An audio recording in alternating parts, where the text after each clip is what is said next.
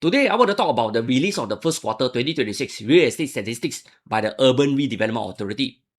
Now, I know what some of you may be thinking already. Wow, another boring property statistic topic. And maybe some people will switch off immediately. Hold on for a moment.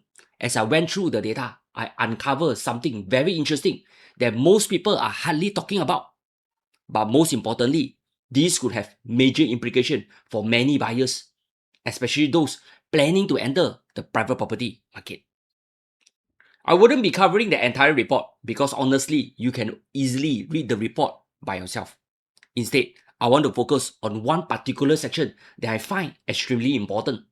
Here, let me walk you through it. Prices of non-landed properties in the core central region, or CCR, increased by 0.6% in the first quarter 2026, compared with the 3.5% decrease in the previous quarter. Okay, this is due to the launch of Zion Grand to prominent peak.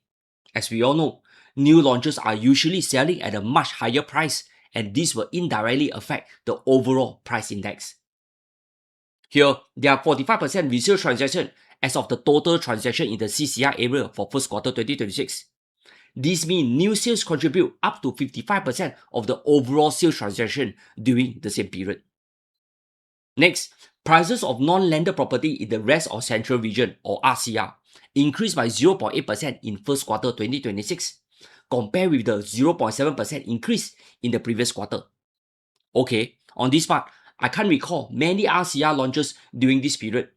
If there are any, they are mainly balanced post-launch units. Here, we can see the resale transaction account for 65% of all RCR transactions over the same period. Lastly, prices of non-landed property in the outside central region, or OCR, increased by 2.2% in the first quarter 2026, compared with the 1% increase in the previous quarter. Take note, the price index has increased from 265.6 to 274.4 in the first quarter 2026. At this junction, have you noticed something very strange? How come CCR index is generally lower than OCR index? I mean, core central region comprise district 9, 10 and 11.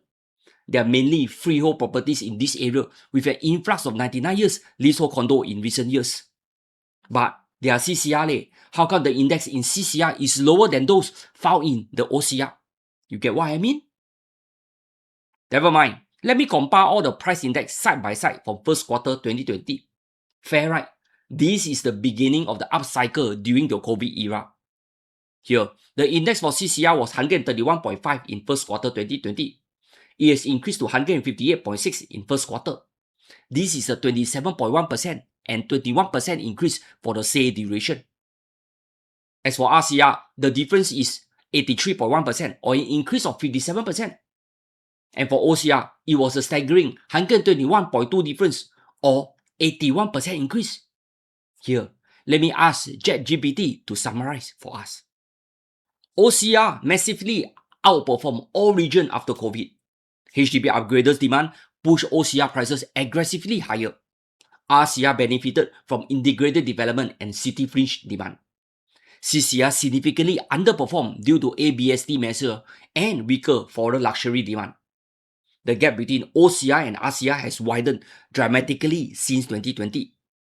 By first quarter 2026, OCR prices is already 71% higher than CCR. This is one of the biggest divergence ever recorded between suburb and prime non-landed market in Singapore. Hold on, this one is not I say one, ChatGPT say one. Here, what can we learn? Well, OCR has outperformed in recent years.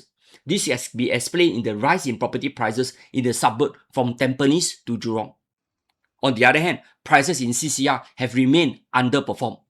This could be because of its less appeal as a home in the city as heartlander move out to the suburb. But on the other hand, this could also mean massively undervalued prime homes in the CCR area.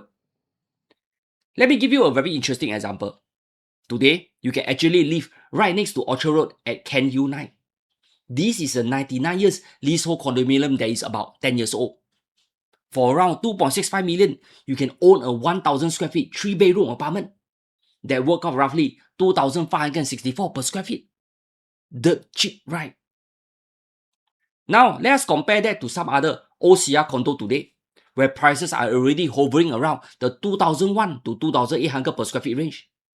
The gap between prime district living and suburb living has narrowed significantly.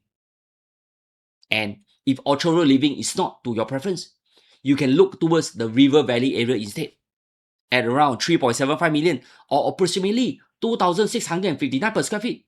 You can even consider a freehold development like Imperial Heights. Brother and sister, how to go wrong with freehold property? If you think that they are still very expensive, then you can consider M1 at the heart of Marina Bay for only 1,000 per square feet. For 2.2 million, you can easily own a 1,100 square feet in Prime District 1. Anyway, the original owner lost 260,000. Super sian. That is why when others are losing money, some others are making money. Anyway, back to my point. In my opinion, many CCR condos look massively undervalued in today's market, especially when compared against the rapid price growth we are seeing in the OCR market. What do you think? Do you feel that CCR property are currently undervalued? Here, I would love to hear your thoughts and perspective as well.